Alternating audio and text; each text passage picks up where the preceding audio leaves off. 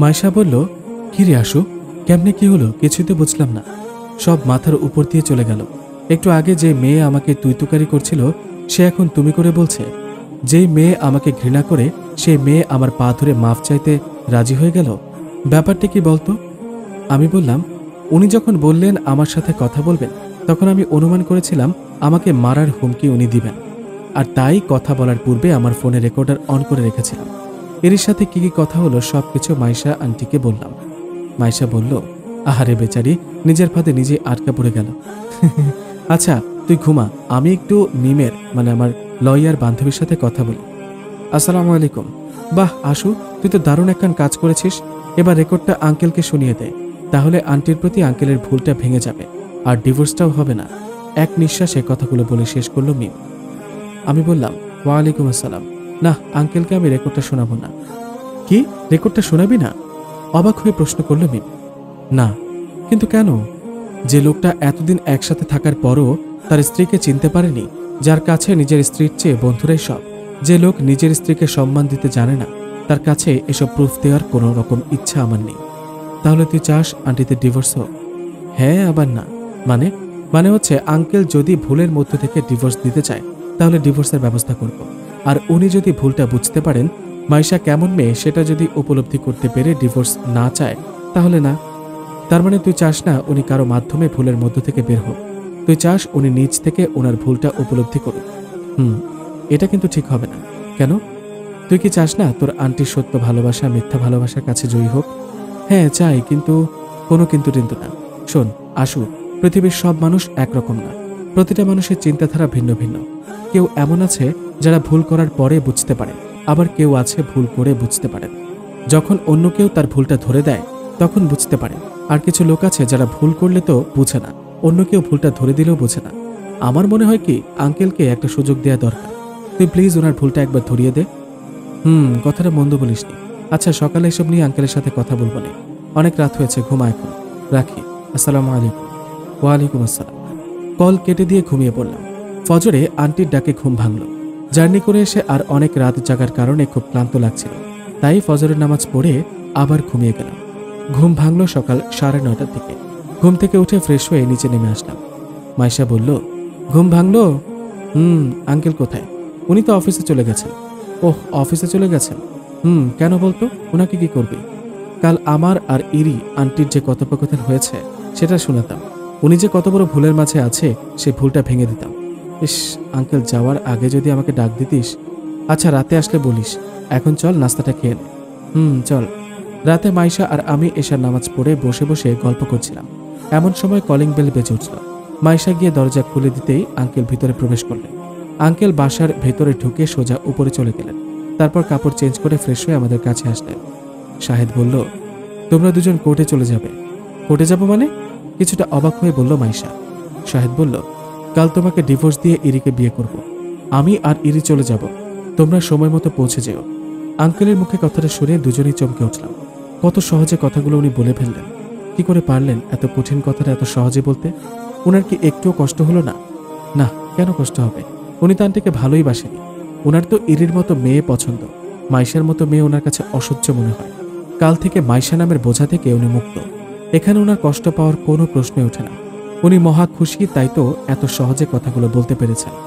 কথাগুলো মনে মনে বললাম আমি। আবার বললাম, কাল ডিভোর্স দিবেন মানে? ডিভোর্সের কাগজপত্র কিছুই তো রেডি করা হয়নি। আর তাছাড়া আপনার মা বাবা বিদেশে আছেন, আগে ওনারা কাগজপত্র সব রেডি হয়ে গেছে। আর আমি চাই মা বাবা আসার আগেই মাইশা এই বাড়ি ছেড়ে চলে যাক। বুঝলাম, কিন্তু আঙ্কেল আপনাকে আমার কিছু বলার আছে। আমি আর কোনো কিছু শুনতে চাই না, আমি ক্লান্ত, ঘুমাবো। Good night. আমাকে কোনো কিছু বলার সুযোগ না দিয়ে আঙ্কেল ওনার রুমে চলে গেলেন। মাইশা সারা রাত ঘুমালো না, নামাজ পড়ে কোরআন পড়ে আর কান্না করে কাটিয়ে দিল। সকালে ভাইয়াদের ফোন করে ডেকে নিলাম। তারপর আমরা সবাই মিলে কোর্টে যাওয়ার জন্য রওনা হলাম। কি থেকে কি ঘটে গেল, এত বড় একটা প্রুফ থেকেও সত্যটা প্রমাণ করতে পারলাম না। হেরে গেলাম ইরির কাছে, হেরে গেলাম মিথ্যার কাছে। গাড়িতে বসে কথাগুলো মনে মনে ভাবছে মাইশা। ইরি বারবার আয়নাতে গিয়ে নিজেকে দেখছে সাজগোজ সব ঠিক আছে কিনা।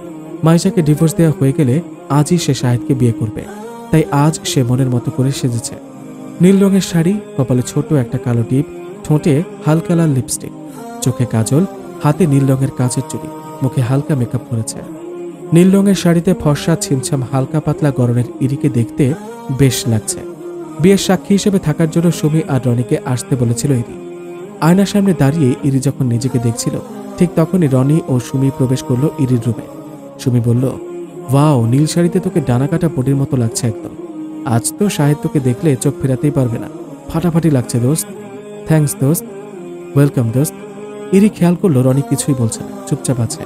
অন্যদিন ইরির রূপের কত প্রশংসা করেছে, বাট আজ কিছু বলল না। তাই ইরি রনিকে উদ্দেশ্য করে বলল, কিরে রনি, তুই কিছু বলবি না? আমি কি বলবো? আমাকে কেমন লাগছে দেখতে সে ব্যাপারে কিছু বলবি না? ভালো লাগছে। কিরে এমন করে কথা বলছিস কেন? তোর মন খারাপ নাকি? আরে না, মন খারাপ হবে কেন? আচ্ছা, শাহেদ কখন আসবে? এখনো আসছে না কেন? ওকে কল করে দেখ তো, দেরি করছে কেন? ইরি বলল, তুই কিন্তু শাহেদের প্রসঙ্গ টেনে নিয়ে এসে কিছু একটা লুকালি। ধুর, কিচ্ছু লুকাইনি, তুই কল করতো। হ্যালো, তুমি কোথায়? আমাদেরকে নিয়ে কোর্টে কখন যাবে? এই তো এখন বের হচ্ছি, 10 মিনিটের মধ্যেই তোমার বাসায় পৌঁছে যাব। আচ্ছা। কি বললো শাহেদ? বললো 10 মিনিটের মধ্যে চলে আসবে। ও আচ্ছা, তোরা কি কফি খাবি? না, চা খাবো। এই নাজমা, আমার রুমে 3 কাপ চা দিয়ে যা। নাজমা বলল, আনতাসি আফা। নাজমা হচ্ছে ইরির বাসার কাজের মেয়ে। নাজমা ইরির মায়ের বয়সী মহিলা, তবু ওনাকে নাম ধরেই ডাকে বজ্জাত ইরি। একটু পর নাজমা এসে ইরির রুমে চা দিয়ে গেল। আমি বললাম, উফ, আর কতক্ষণ কোর্টে বসে থাকবো? তোর খাটাস মার্কা জামাইটা আসছে না কেন? ডিভোর্স দেওয়ার খুশিতে রাস্তা ভুলে বাংলাদেশের বাইরে চলে গেল, নাকি খুশিতে আত্মহারা হয়ে গাড়ি চালাতে গিয়ে অ্যাক্সিডেন্ট করে মরল? মাইশা বলল, আশু, মার খাবি, কিসব উল্টাপাল্টা বকছিস? তো এতক্ষণ কি করছে খাটাসটা? আমাদের আসতে বলে নিজে আসছে না কেন?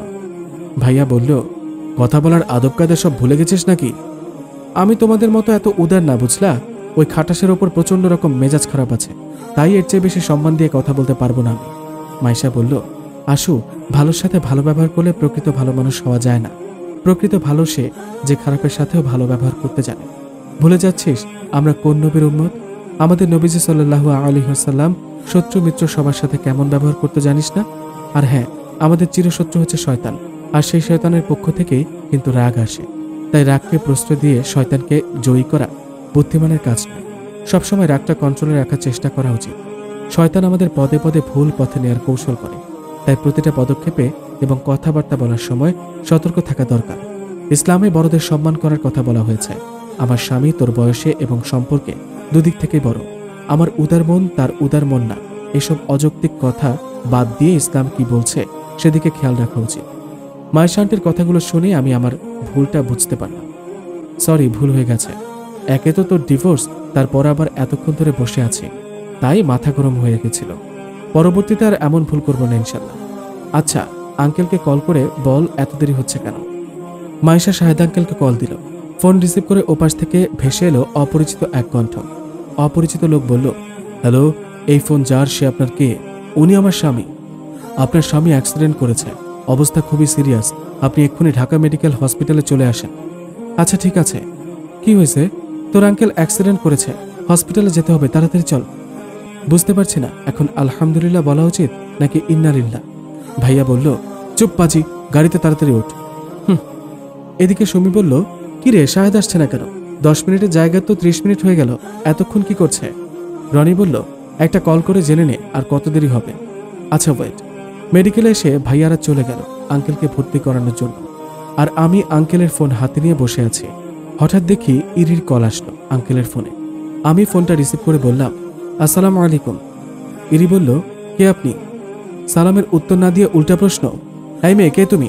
আর শাহেদের ফোন তোমার কাছে কেন? শাহেদ কোথায়? উনি মেডিকেলের বেডে শুয়ে আছেন। মানে মেডিকেল কেন? আর কে তুমি? মানে আজ ওনার বিয়ে, কিন্তু অ্যাক্সিডেন্ট করে ওনার বিয়ের সাজ নষ্ট হয়ে গেছে, তাই আবার নতুন করে বিয়ের সাজে সাজাতে মেডিকেলে নিয়ে এসেছে। ও, এবার চিনেছি, এটা ওই পাজি মেয়ে আয়শা। শাহেদের অ্যাক্সিডেন্ট হয়েছে নাকি? মনে মনে বলল। আচ্ছা, তোমরা কোন হসপিটালে আছো? ঢাকা মেডিকেল হাসপাতালে। সুমি বলল, কিরে, ফোনে কে কথা বলছিল? শাহেদ কোথায়? এত কথা বলার টাইম নেই, তাড়াতাড়ি হসপিটালে যেতে হবে, চল। মানে মানে মানে পরে করিস, তাড়াতাড়ি চল।